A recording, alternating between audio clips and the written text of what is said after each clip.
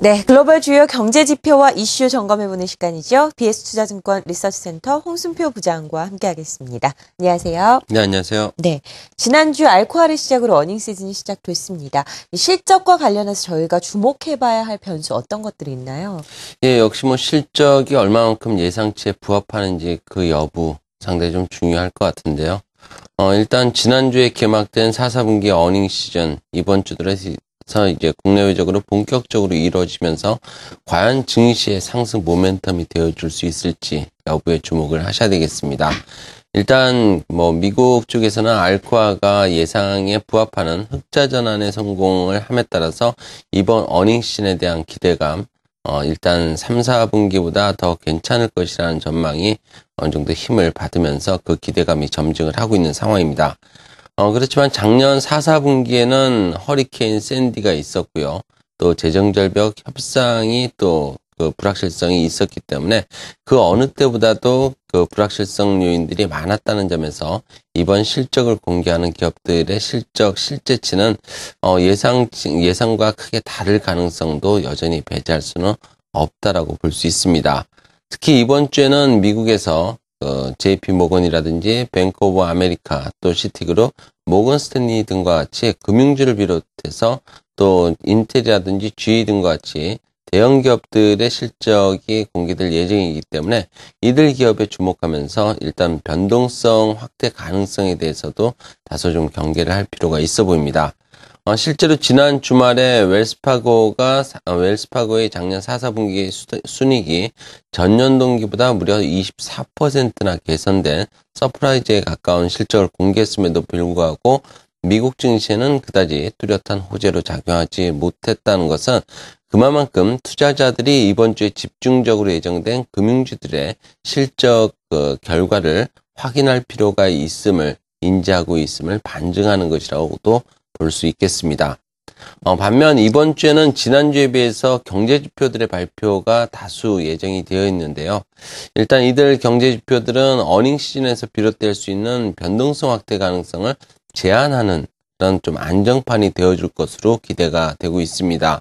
이번 주에는 12월 소매 매출 증가율이라든지 생산자 및 소비자 물가 증가율, 또 산업생산 증가율 등 실물 경제지표들과 더불어서 1월 뉴욕 엠파이어 스테이트 제조업 지수와 필라델피아 연준 제조업 지수, 또 미시간 대학 소비자 신뢰 지수와 NAHB 주택가격 지수, 더불어서 12월 주택 착공과 건축 허가 건수 등 제조업이라든지 소비 그리고 주택 경기에 대해서 선행성을 갖고 있는 지표들의 그 공개 결과가 집중적으로 이뤄질 예정입니다. 특히 이들 선행성을 갖는 지표들의 경우에는 미국 재정절벽 협상 이후에 미국의 가계라든지 기업들의 심리가 개선되고 있음을 확인시켜 줄 것으로 현재 예상이 되고 있기 때문에 일단 미국을 비롯한 글로벌 증시에 우호적인 영향을 미칠 것으로 예상이 되고 있습니다. 네. 이런 그 경제 지표들이 과연 기업들의 실적과 아울러서 얼마만큼 미국 증시의 변동성을 줄여줄 수 있을지 여부에 주목을 해야 되겠습니다. 선행성을 갖는 지표들 이번 주 뉴욕 시장에서 대거 공개가 됩니다. 이 중에서도 주택 관련 지표가 눈에 띄는데요. 미국의 주택 경기는 어떻게 전망되고 있습니까? 예, 사실 그동안 미국 재정절벽 협상이라든지 여러 가지 변수들로 인해서 그동안 미국 경제 지표들 중에서도 주택 관련 경제 지표들의 그런 추이에 대한 관심이 다소 좀 낮아졌던 것이 사실인데요.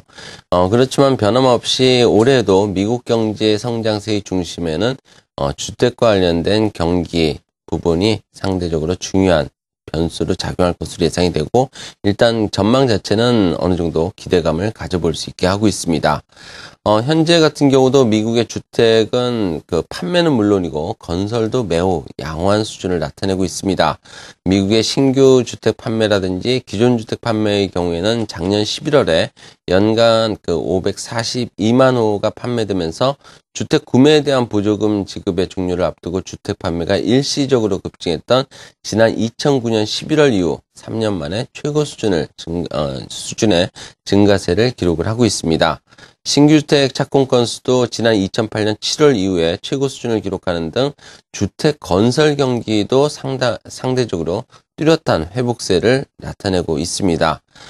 그리고 또 앞으로도 이러한 주택 경기의 지속적인 회복 가능성은 유지될 수 있을 것으로 전망이 되는데요. 무엇보다도 주택 가격의 뚜렷한 상승 전환을 그 이유로 들 수 있겠습니다.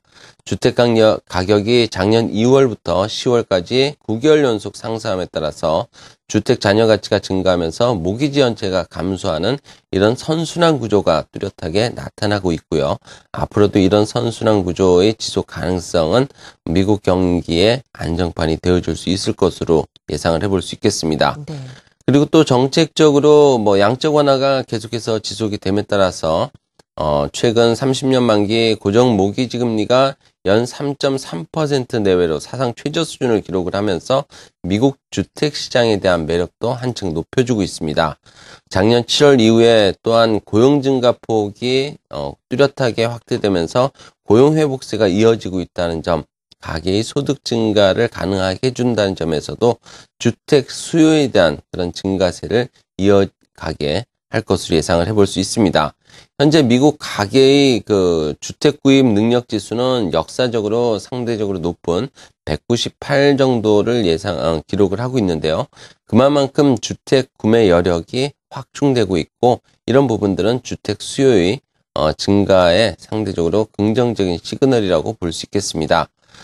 신규 주택 건설이 작년에 78만 채 호에서 올해는 대략 한 90만 호 정도로 증가할 것으로 예상이 되는 등 신규 주택 건설 증가세도 빠르게 이어지고 있다는 점도 미국 경제의 활성화에 대해서 긍정적인 시그널이라고 볼 수 있겠고요.